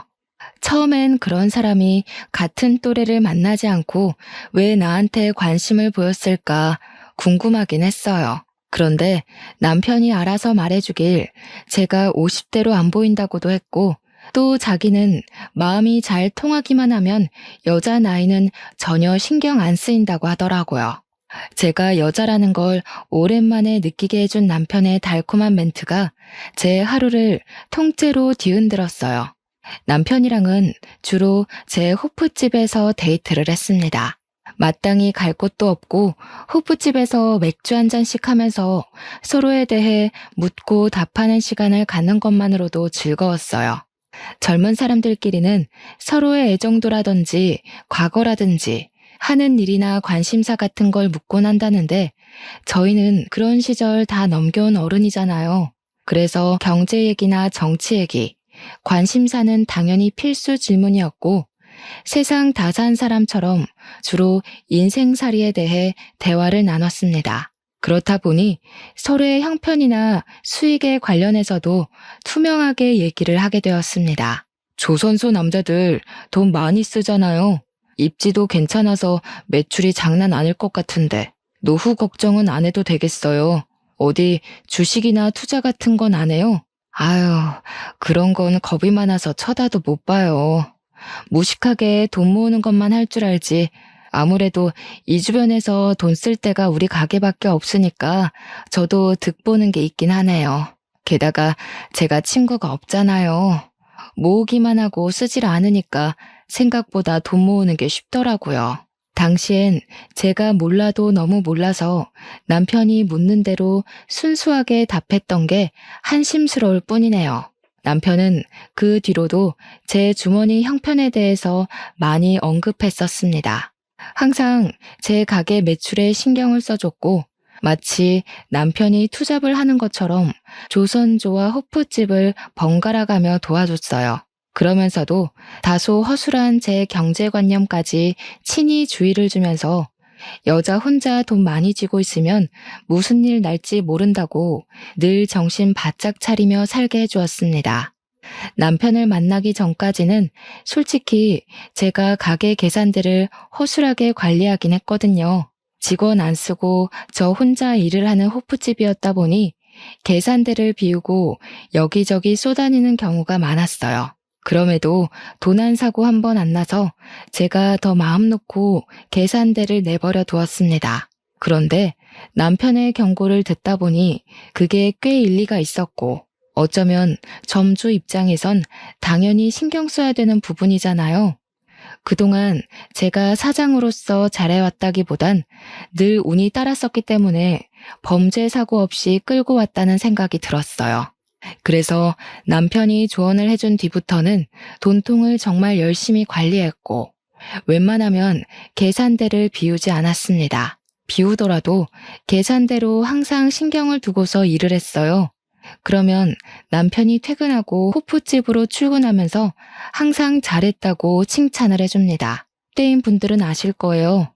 나이를 그렇게까지 먹으면서 사실 누구한테 칭찬을 해본 적은 있어도 칭찬을 받는 건 까마득하게 오래되었을 나이잖아요. 저도 마찬가지였습니다. 남편이 저더러 허투루 안 살고 돈 착실하게 모은 게 멋있다고 칭찬을 해줄 때도 많은 도파민이 분출되었어요. 노후 준비 다 되어 있고 자기 일 열심히 하고 예쁘기까지 한 여잔데 도대체 왜 여태 솔로였을까? 아무래도 나랑 만나라고 하늘이 점지해줬나 봐요. 저더러 선희 씨 남은 세월 든든하게 지켜주라고 선희 씨를 혼자 둔 것 같은데요. 그땐 정말 남편이 오로지 제 걱정뿐이라 생각하고만 있었습니다. 또 이건 이제야 말씀드리는 건데 남편한테는 이혼 경력이 있어요. 전처가 바람을 피우는 바람에 소송에서 갈라서게 되었다고 했습니다. 그런 상처를 가지고 있는 사람이라 그런지 한 번씩 저보고 전처랑 너무 다른 사람이라서 좋다고도 하더군요. 제 나이면 솔직히 초혼인 남자 만나기 힘들지 않습니까? 남편이 한 번 갔다 온 사람이라고 해서 그게 제 마음에 걸림돌이가 되지는 않았어요. 그때만 해도 제가 남편한테 너무 빠져 있었고 저를 정신 차리게 해줄 가족이라든지 친구라든지 아무것도 없는 상태였거든요. 친오빠가 하나 있긴 한데 다른 지역에 살다 보니까 솔직히 명절에 얼굴 보는 것도 힘들어요. 벌써 안 보고 산 지가 한 3년은 되었습니다. 가끔 오빠가 문자로 안부 남겨주는데 가족끼리의 소통이 끝이에요. 그래서 남편이 제게 정식으로 청혼을 해주었을 때 저는 그렇게 생각했어요. 제게 친구가 생겼다고. 함께 인생을 즐길 수 있는 가족이 나타났다고 말이죠. 단순할지도 모를 청혼이 제게는 그런 여러 가지의 의미를 심어주었습니다. 저는 남편의 그런 뜨거운 마음이 고마웠고, 이제 그만 외롭지 않게 사랑받고 살고 싶어서 남편의 청혼을 한 번에 응답했던 겁니다. 남편의 시부모는 돌아가신 데다가 외동이라서 인사드릴 어른이 없다고 했어요. 저도 부모님은 일찍 돌아가셨고 오빠만 있으니까 오빠한테만 인사를 시켜주려고 했습니다. 아마 오빠가 놀랄 거예요. 연락 뜸하다가 갑자기 결혼을 한다고 하면요. 그래도 제가 혼자 지내는 걸 걱정한 오빠는 저의 결혼을 환영해 줄 거라고 믿었습니다. 그런데 문제는 남편이 오빠 만나는 것 자체를 곤란해 하더라고요. 저더러 그냥 양가 인사 없이 결혼하면 안 되겠냐고 하는 거 아니겠어요? 그래도 결혼은 제법 큰 행사인데 친오빠 모르게 한다는 건 좀 그렇지 않을까요? 나도 오빠랑 엄청 오랜만에 만나는 거라 어색하긴 매한가지예요. 하룻밤 자고 오는 것도 아니고 잠깐 인사만 하는 건데 안 되겠어요? 그 말도 맞긴 해요. 그런데 내 생각은 우리가 20, 30대도 아니고 사실상 일찍 결혼하고 일찍 애를 낳았다면 양가 부모 입장으로 살만한 나이잖아요. 충분히 저희 알아서 인생을 결정지을 수 있는 나이인데 젊은 애들처럼 귀찮은 절차는 밟을 필요가 없지 않나 싶어서요. 남편은 나이 핑계를 대면서 양가 인사는 생략해도 될 것 같다는 의견을 피력했어요. 남편 말도 100번 이해해서 생각해보면 그럴듯하더라고요. 단지 조금 서운하고 망설여졌던 건 저는 초혼이라 모든 게 다 새롭고 여기저기 축하를 받고 싶은데 남편은 저랑 두 번째 결혼이라 그런지 최대한 조용히 단출하게 식을 올리고 싶어 했습니다. 웬만하면 남편 의견을 존중해 주는데 이 문제만큼은 고민 많이 되었어요. 그래도 어쩌겠어요. 생각해보면 남편한테는 두 번째 결혼식이라서 주위 사람들에게 또다시 청첩장을 보내기가 민망할 거 아닙니까? 최대한 남편의 입장을 이해해 보려고 노력했고 시간이 가다 보니 정말로 이해가 되더군요. 그래서 저희는 필요한 사람들만 불러서 저희끼리 작게 식을 올리기로 결정했어요. 결혼식 하나 거창하게 안 한다고 저랑 남편의 사이가 달라지는 건 아니잖아요. 스몰 웨딩이라 하더라도 저는 웨딩드레스를 입을 거고 남편 손을 잡을 거고 남편과 부부가 될 거니까요. 필요한 사람들만 결혼식에 부른다고 하면 결국 저희 오빠한테도 결혼 사실을 알리긴 해야 되지 않습니까? 상견례의 목적이 아닌 청첩장을 덜컥 보내야 하는 상황인데 막상 연락을 하려고 하니까 제가 하나 걱정되는 게 있더라고요. 저희 오빠 성격이 조금 불같다는 겁니다. 젊을 때 운동을 하던 사람이었던지라 힘쓰는 것에는 세상에 무서운 게 없는 사람이에요. 그리고 또 가까울수록 서로 지킬 건 지켜야 하는 사람이고 초면이더라도 예의 없는 건 못 참은 사람이죠. 항상 오빠가 제게 먼저 연락을 줬지 제가 하는 경우는 잘 없었거든요. 그런데 이번에는 제가 먼저 그것도 결혼 문제로 연락을 했는데요. 오빠한테 나 결혼한다고 문자만 살짝 넣었습니다. 역시 오빠한테 바로 전화가 오더라고요. 전화를 받은 오빠의 목소리는 한 톤 높아져 있었습니다. 한시도 흥분을 가라앉히지 않고 남편에 대해 궁금한 걸 마구마구 묻기 시작하더군요. 무엇보다 제가 결혼하는 게 오빠한테는 좀 많이 놀라운 소식인 것 같았어요. 오빠 입장에서도 결혼 같은 거 안 할 줄 알았던 여동생이 다 늦은 나이에 결혼을 한다니까 제법 놀란 듯 했어요. 결국 오빠는 결혼 전에 남편 만나기를 고집부렸고 남편 안 보여주면 당장 찾아오겠다는 으름장 때문에 저는 결국 오빠 제안을 승낙할 수밖에 없었어요. 어차피 오빠가 찾아와 버리면 남편을 마주할 수밖에 없을 텐데 그렇게 만나는 것보다 정식으로 인사하는 자리가 낫잖아요. 이왕 이렇게 된 거 저도 오빠한테 남편을 보여주고 싶어서 어쩔 수 없이 이 사실을 남편한테 전달했습니다. 역시나 남편이 불편한 기색을 보이면서 표정을 어둡게 하더군요. 제가 멋대로 결정해서 미안하다고 했더니 어쩔 수 없다는 듯 알겠다고 허락해줬습니다. 오빠가 혼자 우리가 있는 지역으로 내려와서 만나게 된 당일, 제 남편은 걱정했던 것보다 훨씬 더 오빠한테 잘 보였어요. 형님 하면서 살갑게 굴기도 했고 솔선수범 나서며 술잔도 사이좋게 기울였죠. 분위기가 좋게 시작해 좋게 끝나서 개인적으로 많이 안심을 했었습니다. 그런데 좋은 게 좋은 것이 아니었더라고요. 당시 그 자리에서는 별로 문제가 없었는데 기분 좋게 자리를 파하고 나서부터 그때 만남은 진짜 모습이 아니었다는 걸 알았어요. 남편은 그저 무사히 자리를 마무리해서 다행이라고 생각했는데 오빠는 전혀 아니었던 거죠. 다음날 제게 전화가 온 오빠한테서 정말 황당한 얘기를 들었습니다. 너 저 사람이랑 꼭 결혼해야겠어? 제대로 알아본 거 맞지? 아무래도 분위기가 수상해서 그래. 혹시 저 사람 이혼한 거 맞냐? 당연하지. 무슨 질문이 그래. 오빠, 그 사람 겨우 몇 시간 봤잖아. 뭘 얼마나 안다고 사람한테 수상하다는 말을 하냐? 듣는 내 생각도 좀 하지. 아니, 여자 손길에 길들여진 느낌이 들어서 입고 온 셔츠 각도 그렇고 손수건 챙겨 다니는 것도 그렇고 별걸 다 의심한다. 원래 깔끔한 사람이야. 나 오빠한테 결혼 허락받으려고 그 사람 소개해준 거 아니야. 우리 이미 결혼하기로 약속했고 날짜까지 잡았어. 나도 나이 먹은 어른이니까 이제부턴 내가 알아서 할게. 당시만 해도 저는 오빠가 남편에 대해 괜히 예민하게 돌려 생각한다고 봤어요. 세상에 완벽한 사람이 어딨겠어요? 오빠가 남편의 어떤 단점을 보고서 그런 부정적인 소리를 하는 건지 모르겠지만 누구나 단점은 있고 오빠가 느낀 남편의 단점을 저는 느끼지 못했으니 상관없다고 생각했습니다. 설령 남편에게 정말 단점이 있더라도 제게는 그게 단점이 아닐 수 있는 거잖아요. 나이를 먹으니까 남의 조언 듣는 것도 쉽지가 않더라고요. 제 인생 제가 책임질 수 있다고 생각했고 제 마음대로 해도 될 만한 나이라고 자만했던 게 아직도 후회스럽습니다. 그렇게 저랑 남편이 결혼식 날짜까지 향해 가는데 아무런 문제가 없었어요. 제가 결혼이 정말로 하고 싶었기 때문에 주위에서 주는 징조들을 눈 닫고 귀 닫고 그냥 모른 채 한 것도 있었을 겁니다.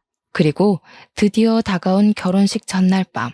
한참 설레서 잠자리에 들기 직전까지 얼굴을 가꾸고 있었는데요. 오빠한테서 또 전화가 오는 거 아니겠습니까? 어딘가 모르게 받기가 꺼려졌지만 내일 친오빠도 하객으로 와야 하기 때문에 일단 전화를 받았어요. 그런데 오빠가 갑자기 올케언이 바꿔준다고 하면서 전화를 돌리는 거 아니겠습니까? 아가씨, 그 남자 혼전 순결에다 10시까지 통금 지킨다면서요. 혹시 그 남자 집에는 가봤어요? 신발장이나 욕실 같은 데도 확인했고요. 집에는 안 가봤죠. 조선소에서는 우리 집이 더 가깝고 우리 집에서 만나면 되니까요. 그리고 워낙 철저하고 계획을 잘 지키는 사람이라서 11시 취침 시간을 꼭 지키는 사람이거든요. 그런 사생활도 존중 안 해주고 어떻게 결혼하겠어요? 저 51살이에요, 언니. 아이고, 이를 어째. 당연히 남자 집을 가봤어야죠. 그분이 이혼까지 했다면서요. 보통 그러면 전처가 드나드는 흔적이 남아있을 수도 있어요. 내일 당장 결혼하는 사람한테 이런 소리 하기 미안한데 이혼남은 사전조사를 꼼꼼하게 해야 돼요. 저 지금 기분 나쁘려고 하거든요. 미안한 거 알면 그런 무례한 소리를 하지 마세요. 제 신랑이 그렇게 마음에 안 드시면 그냥 내일 오지 말던가요. 계속 꺼림칙하다고 얘기를 하는 그들에게 오히려 내가 더 기분이 상해서 전화를 끊어버렸습니다. 결혼식 전날인데도 제 결혼에 부정적인 말만 해대는 오빠랑 올케 언니가 좋게 보일 수가 없지 않습니까? 그래서 친오빠랑 올케 언니가 제 결혼식에 오는 건 기대를 안 했어요. 그런데 의외로 축하해주러 와줬더라고요. 저는 그렇게 결혼식을 올렸고 하객들에게 감사 인사를 전한 뒤 신혼여행을 떠났습니다. 신혼여행은 남편의 추천으로 몰디브로 갔어요. 날 밝은 시간부터 어둑해질 때까지 정말 즐겁게 놀았습니다. 그리고 야밤이 되었을 때 이제 그만 호텔방으로 돌아가려고 했는데 남편이 갑자기 보기 좋은 전망대가 하나 있다고 거기 들렸다가 돌아가자는 겁니다. 저희가 같이 계획한 코스에는 없는 장소라서 그냥 남편만 믿고 따라갔어요. 남편이 향하는 곳은 인적이 정말로 드문 곳이었습니다. 남편 말로는 그곳이 전망대로 유명한 곳이었는데 사고가 나서 장기적으로 문을 닫고 있다가 폐쇄가 된 곳이라고 했어요. 그래서 그런지 가로등도 설치가 안 되어 있더라고요. 조금 무서웠는데 남편이 도착했다는 곳에서 걸음을 멈추자 엄청난 야경을 한눈에 볼 수 있었습니다. 우리나라 야경도 전망 좋은 곳에서 보면 참 예쁘던데 몰디브는 또 몰디브만의 느낌이 살아서 예쁘더라고요. 여기까지의 느낌은 저를 위해 전망대 코스를 준비해준 남편 배려에 대한 보답입니다. 즉, 남편 말대로 야경은 참 예뻤지만 솔직히 제 기준에서 끝내줄 만큼인지는 잘 모르겠다는 뜻이에요.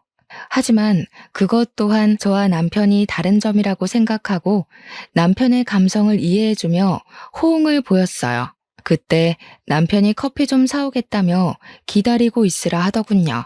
저는 너무 어둡고 무서워서 같이 가자고 했는데요.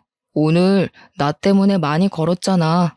여기도 굳이 안 와도 되는 건데 내가 고집부려서 온 거니까 자기 고생 안 시키고 싶어. 조금만 기다려줘. 여기 건물 뒤에 카페 하나 있거든. 금방 다녀올게. 10분이면 돼. 그렇게 뛰어가 버린 남편은 다시 돌아오지 않았고 저는 그 길로 타국에서 남편을 잃게 되는 극한의 상황에 처하고 맙니다. 남편이 자리를 뜨고 한 1분 지났을까요? 아무도 없는 곳에 웬 파키스탄 외국인들이 나타났어요.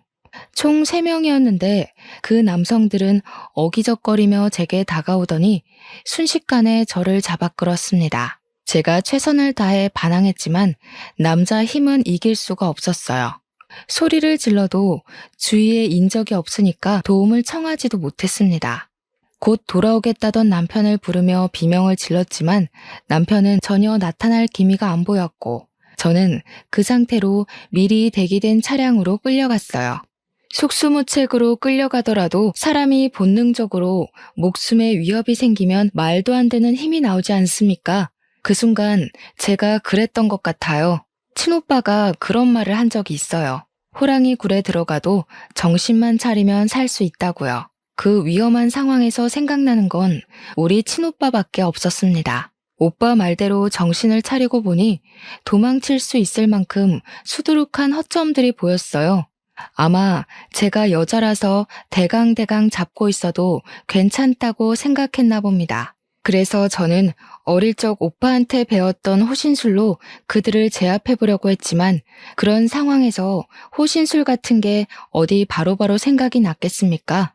그냥 제 식대로 발등을 밟고 팔을 깨물고 들고 있던 가방으로 두들겨 패고 던져준 뒤에야 도망을 칠 수 있었어요. 그리고 남편이 있던 곳까지 불이 나게 돌아왔는데 카페에서 커피를 사온다는 남편은 아직도 없었습니다. 남편이 갔다는 카페 위치로 뛰어갔지만 이 주위에는 어디에도 커피 살 수 있는 카페가 없다는 걸 알았어요. 그때 정말 찰나의 순간으로 어떤 기억 하나가 떠올랐는데요. 호프집에서 조선소 직원들이 술에 취해 대화하는 걸 어쩔 수 없이 들은 적이 있었습니다. 내용이 동남아로 여자 팔아넘기는 브로커 역할을 하면 큰 돈을 한꺼번에 만질 수 있다면서 조선소 일하기 피곤한데 어디 여자 하나 잡아서 갖다 팔아버릴까 하는 소리들이었어요. 그날 하필 테이블도 거기밖에 없어서 좀 겁나더라고요. 그래서 남편한테 퇴근하면 빨리 와달라고 연락을 했던 기억이 납니다. 왜 하필 이런 위험한 순간에서 그런 기억이 떠올랐는지 모르겠지만 남편이 혹시 나를 그렇게 만들려던 건 아닌가 싶은 생각도 찰나에 했어요. 하지만 금세 아니라고 부정을 해버렸죠.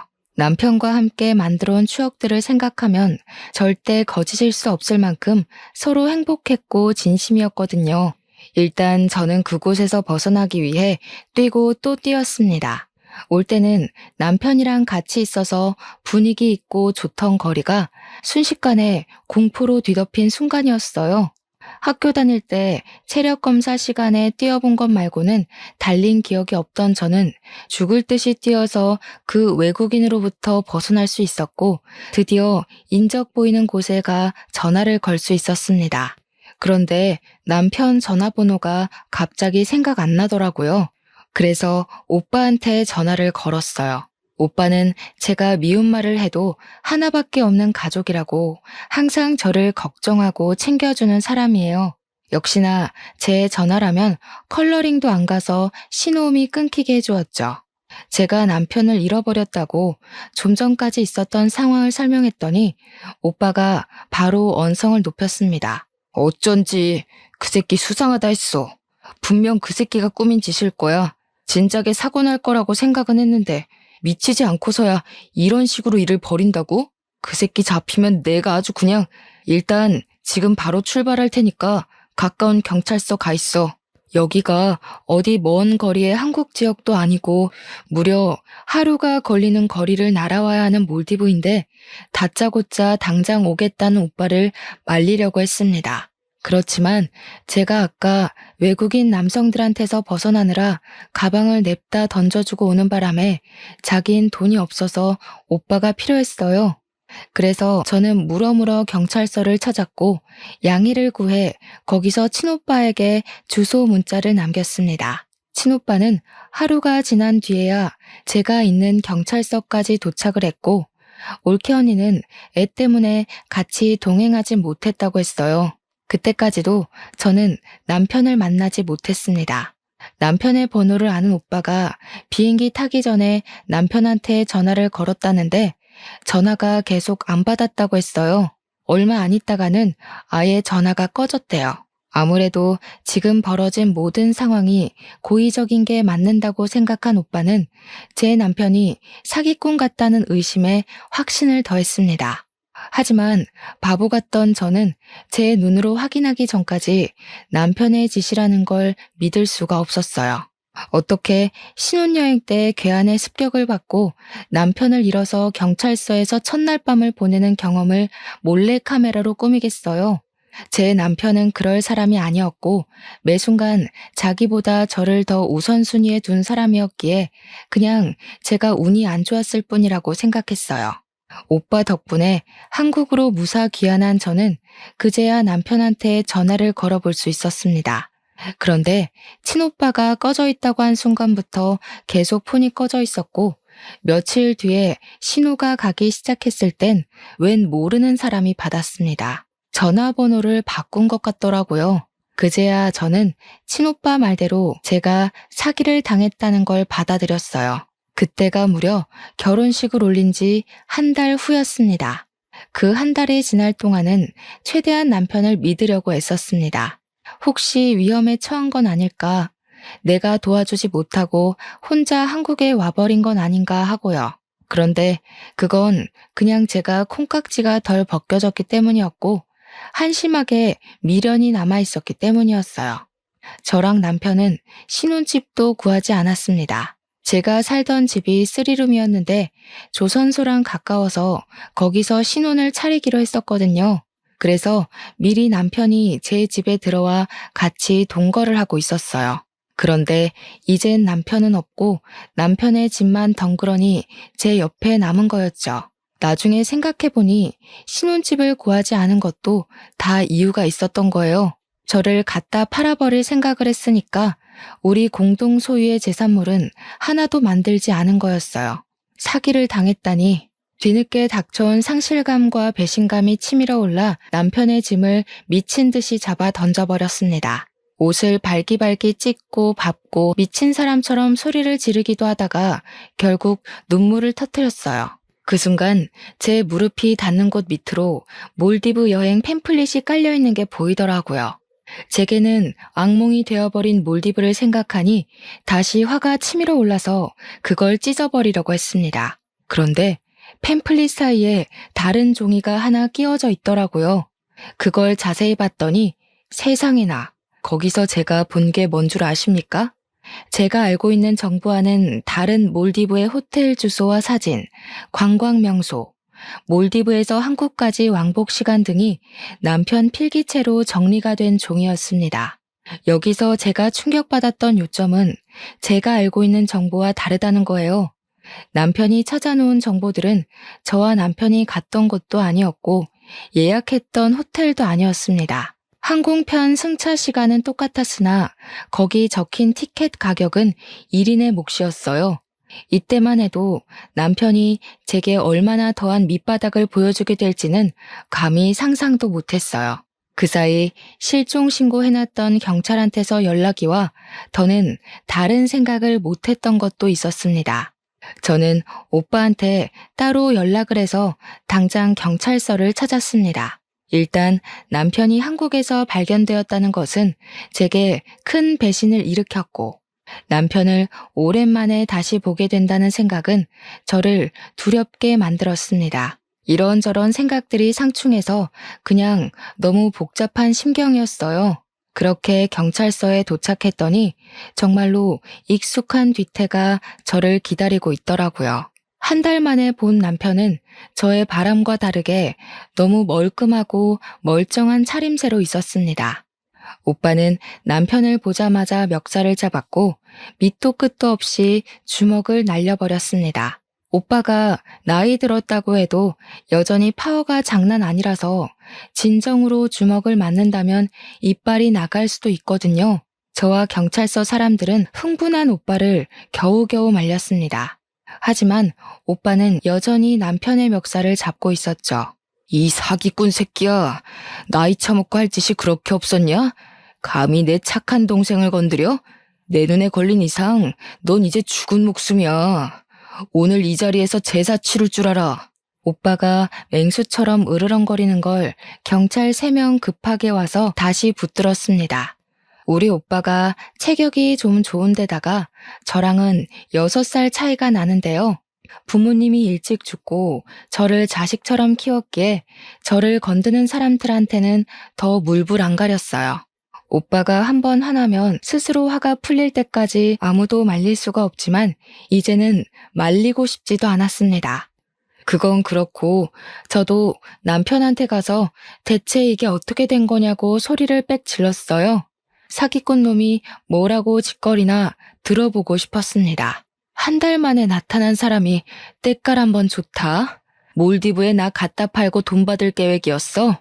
처음부터 그럴 목적으로 나한테 접근했던 거냐? 내가 그때 얼마나 무서웠는지 알아? 나 죽을 뻔했다고. 진짜로 당신이 다 꾸민 짓인 거야? 당신 사기꾼이었어? 대체 왜? 남편은 그저 묵묵부답으로 일관하며 이 상황이 짜증난다는 표정만 하고 있었습니다. 제가 알던 다정한 남편과는 분위기부터가 완전히 달라서 저는 이미 거기서부터 충격을 먹어버렸어요. 남편이 입을 열고 변명이라도 할 때까지 계속 원망하면서 멱살을 잡고 똑바로 말해보라며 소리를 쳤습니다. 그런데 제가 따져야 될 건 당장 그 문제가 아니더라고요. 남편의 옷이 구겨질 만큼 멱살에 힘을 주고 있는데 그 순간 저를 밀쳐내며 제 남편 앞을 가로막는 여자가 있었습니다. 처음 보는 그 여자가 하는 말 때문에 제 일은 단순 사기 결혼으로만 끝낼 수 없단 걸 알았어요. 내 남편한테 뭐 하는 짓이야? 다 늙은 아줌마가 더럽게 힘만 세가지고 이러다 상처나면 다 상해죄로 신고해버릴 줄 알아? 남편이라뇨? 이게 무슨 소린가 싶어서 할 말을 잃고 있었는데 알고 보니 기가 막히게도 이 여자가 남편의 전처라는 거 아니겠습니까? 전처가 있다는 사실은 이미 알고 있었어요. 남편이 이혼 경력이 있다고 솔직하게 말해주었으니까요. 그런데 제가 궁금한 건 이미 갈라선 전처가 왜 갑자기 나타났고 왜 우리 일에 나서서 이러고 있냐는 거예요. 또 경찰서까진 어떻게 찾아왔는지도 궁금했습니다. 어처구니가 없어서 저는 전처를 더 자극했고 그러니 제가 궁금했던 걸 쉽게 알 수 있었어요. 그러니까 이 미친 사기꾼이 전처랑 위장 이혼을 한 거더라고요. 전처가 바람을 피워서 갈라섰다는 남편의 말은 거짓말이었다는 겁니다. 둘이 위장 이혼을 한 이유가 신도시 아파트 당첨 확률을 높이기 위해서였다고 해요. 무주택 자격을 맞추기 위해 위장 이혼이란 방법을 택했고, 전처가 청약 당첨이 되길 기다리는 동안 남편이란 새끼는 바깥을 나돌며 돈이 되는 다른 수단을 찾고 다녔던 겁니다. 그러면서 조선소를 전전하던 중에 저를 발견했고 조선소에 취직해 제게 접근을 했다네요. 처음에는 저를 어디다 팔 생각은 못했대요. 그냥 제 돈을 훔칠 생각이었다고만 했습니다. 그런데 제가 지난번 브로커 얘기를 하는 테이블 때문에 무서우니까 남편한테 퇴근하면 바로 오라고 한 적 있었다고 했잖아요. 그 얘기를 듣고 저를 팔 생각을 했다는 거 아니겠습니까? 그래서 남편이 저랑 혼인신고는 안 하고 결혼식만 올렸던 거고 일부러 사람도 초청 안 했고 다음날 해외에다 돈 받고 팔아버린 거래요. 이렇게까지 자세히 들을 수 있었던 건 전처의 행동을 수상쩍게 생각한 형사가 그 자리에서 바로 조사를 들어갔기 때문이었습니다. 그래서 저를 팔아 받은 돈이 얼마냐 했더니 3천만 원이래요. 그런데 제가 도망을 치는 바람에 남편은 졸지에 돈만 떼먹은 도둑놈이 되어서 한국 귀환하자마자 도망자 신세로 돌아다녔다 했습니다. 사채한테 쫓기는 사람은 봤어도 외국인 집단에게 쫓기는 사람은 또 처음 봤네요. 아주 이 부부 사기꾼들한테 콩밥을 처먹일 수 있다면 무슨 짓을 다 하겠다고 경찰에게 부탁을 했습니다. 제발 CR도 빼먹지 말고 다 밝혀내달라고 했죠. 그런데 말입니다. 경찰한테 조사받은 그들을 지켜보면서 뭐 하나 의아한 점이 있더라고요. 몰디브를 간 건 저와 남편인데 경찰이 남편뿐만 아니라 전처까지도 몰디브에 있었던 알리바이를 묻더라고요. 왜 방향이 그렇게 흘러가지 싶어서 물어봤더니 글쎄 이 전처도 저랑 남편이 신혼여행 떠나는 날 같은 비행기를 탔다는 거 아니겠습니까? 그 순간 경찰서 오기 전 집에서 봤던 남편 필기들이 떠올랐어요. 그러니까 남편은 당시 저랑 신혼여행을 간 게 아니라 저를 갖다 팔고서 바로 자기 와이프랑 해외여행을 즐긴 셈이었던 거죠. 남편이 단 한순간도 저를 사랑한 적이 없었다고 해도 사기를 친 걸로 모자라 저를 기만했다고 생각하니까 이거 그냥 앉아있을 수 없겠더라고요. 그런 상황에서 전처가 제게 퍼붓는 악의적인 말은 제가 들고 일어날 수 있도록 힘을 주었습니다. 결국 아무도 피해를 안 본 거니까 우린 잘못 없는 거 아닌가요? 이 아줌마가 그냥 얌전히 팔려갔으면 저희도 벌받아 마땅하겠죠. 그런데 이 아줌마 멀쩡하게 살아있잖아요. 늙어서 비싸지도 않는 거 겨우 사람들 설득해서 보냈더니 도대체 어떻게 빠져나온 건진 모르겠지만 전처는 멍청하게도 경찰서가 어떤 곳인지 잘 모르는 듯 합니다. 그렇지 않고서야 정말로 자기 남편을 위한다면 그렇게 자기 죄를 알아서 자백하고 있을 순 없겠죠. 남편이 뒤늦게 전처의 입을 막는 바람에 전처도 뭐가 잘못된 건가 싶어 눈치를 보더라고요. 저는 그렇게 주위 눈치를 보는 전처의 머리채를 잡고 반대 손으로 따귀를 날렸습니다. 너희들 수준 떨어지는 짓은 우리나라 법이 알아서 처리해 줄 거니까 상관없는데 나보다 더 자글자글한 년한테 아줌마 소리 듣는 건 좀 거슬려서 말이야. 민증 안 보여줬으면 언니라고 부를 뻔했어요. 혹시 애를 낳아서 이렇게 폭삭 사가버렸나? 아, 애 없죠? 차라리 애 때문에 세월 맞았다고 하는 게 덜 쪽팔리겠네. 오빠는 행패를 너무 심하게 부려서 경찰서 밖으로 쫓겨났는데 그 상황에서 저 혼자 그들을 대응하고 있느라 솔직히 좀 겁나는 것도 있었습니다. 그럼에도 이 연놈들을 망가뜨리고 싶다는 일념 하나로 버티고 있었어요. 제가 전처의 뺨을 날려버리니까 저를 쳐다도 안 보던 남편이 눈에 쌍심지를 켜고 제게 소리를 쳤습니다. 이 여자가 감히 누굴 때려? 미쳤어? 늙으려면 곱게 늙을 것이지 개념이 없냐? 그렇게 억울하고 분하면 내가 던진 미끼에 걸리지를 말았어야지. 당신이 무능해서 속아 넘어간 걸 이제 와서 누구한테 화풀이야? 아, 이제 들으니까 확실히 단념하게 되더라고요. 저는 남편한테 그저 갖다 팔아야 되는 물건뿐이었던 거예요. 더 참지 못한 저는 남편을 차버렸어요. 우리 오빠가 체격이 좋다고 했잖아요. 왕년에 레슬링 선수로 뛰었고 한때 관장도 했던 사람입니다. 제가 한창 젊을 때는 오빠한테 한 번씩 운동을 배웠는데요. 그때만큼은 아니지만 젊을 때 미리 몸을 만들어놔서 아줌마 나이가 되었어도 운동신경 하나는 좋았습니다. 그러니 고작 여자 발차기 한 방에 남편이 구부러졌겠죠. 그리고 그때 제게 또 덤벼드는 전처의 머리를 잡았어요. 그러자 전처가 그대로 넘어져 버리더군요. 그리고 저는 손을 털며 한마디 해주었죠. 궁상 맞은 네 남편 끼고 살려면 그쪽 꼴 간수도 잘해야겠어. 저 사기꾼이 나더러 뭘 아는지 알아? 자기는 뱃살 흘러내리고 팔뚝 처지는 여자 구역질 난다고 전에 만난 여자가 딱 그런 몸인데 매일 보긴 힘들었다고 하더라. 아무래도 그쪽 얘기 같은데 딴 데 안 팔려가려면 몸 관리 좀 해. 제가 발끝으로 전처 뱃살을 건드리고 팔뚝을 툭툭 밀자 얼굴 붉어진 전처가 남편을 확 째려봤습니다. 남편은 아니라고 모함이라고 소리쳤는데요. 그래도 팔은 안으로 굽는 건지 전처가 남편의 변명을 믿어주더라고요.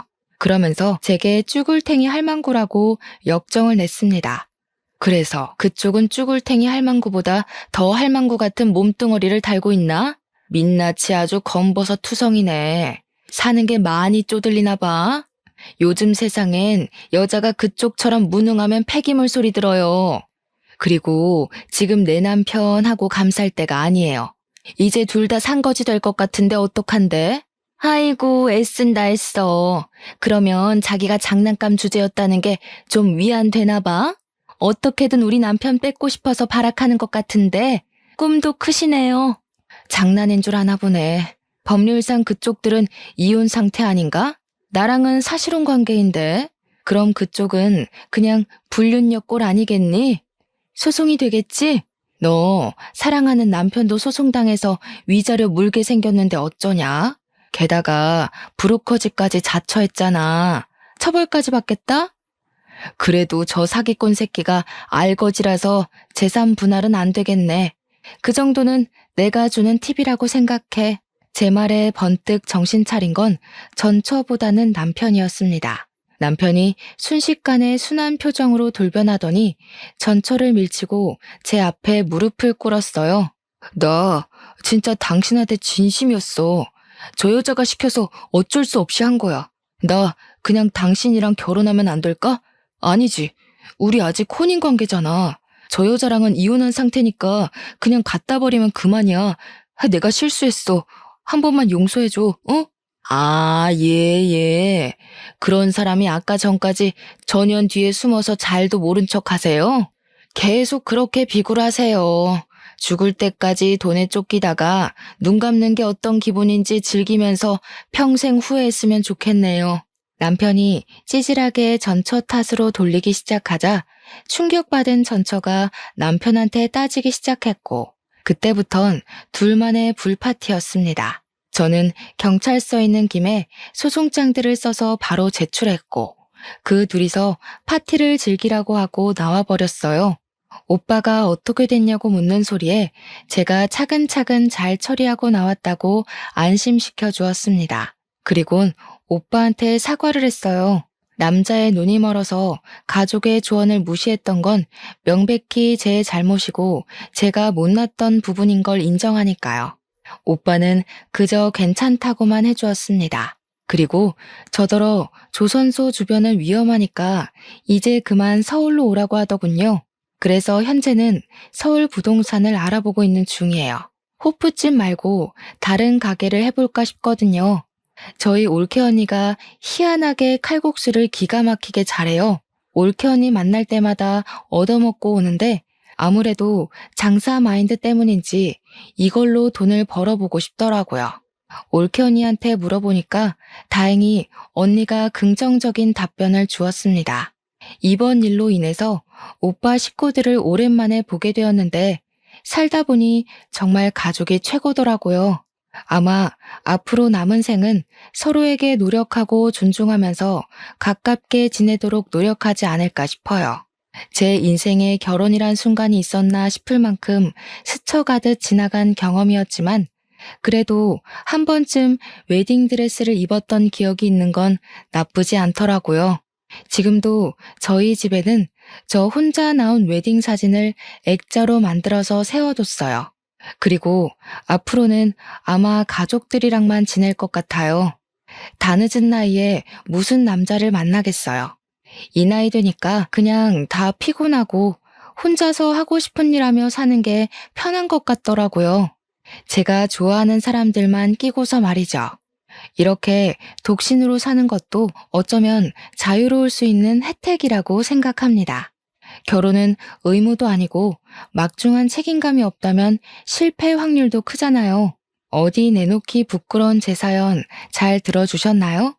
저는 여기를 시작이자 마지막으로 그만 이날의 일들을 내다 버리려고 해요. 긴 글 듣느라 고생 많으셨습니다. 늘 만수무강하세요. 끝까지 들어주셔서 감사해요.